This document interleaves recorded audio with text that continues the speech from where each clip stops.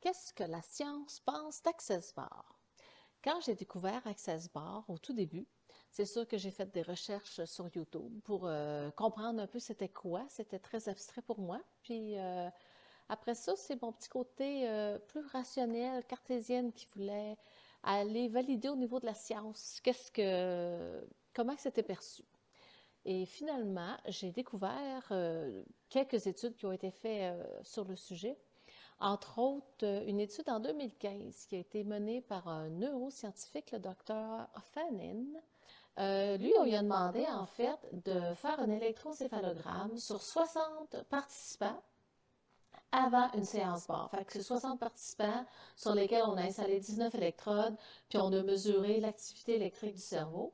Ensuite, ces participants-là ont tous eu une séance barre de 90 minutes. Et ensuite, le docteur Fannin a refait l'électroencéphalogramme des 60 participants.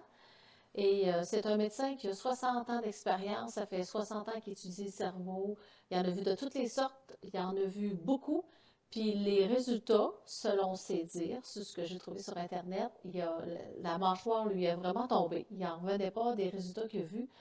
Dans le fond, quand il a comparé le avant et après les barres, après les barres, les zones cérébrales étaient similaires aux zones cérébrales de méditateurs chevronnés.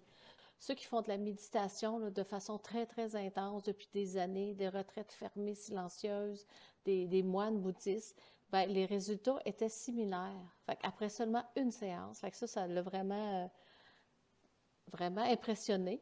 Puis du fait que ce soit après juste une séance en plus, fait que c'était quand même quelque chose d'assez impressionnant. On voyait qu'il y avait quelque chose qui s'était passé. Une autre étude que j'ai trouvée, c'est celle de la docteure Terry Hope en 2017.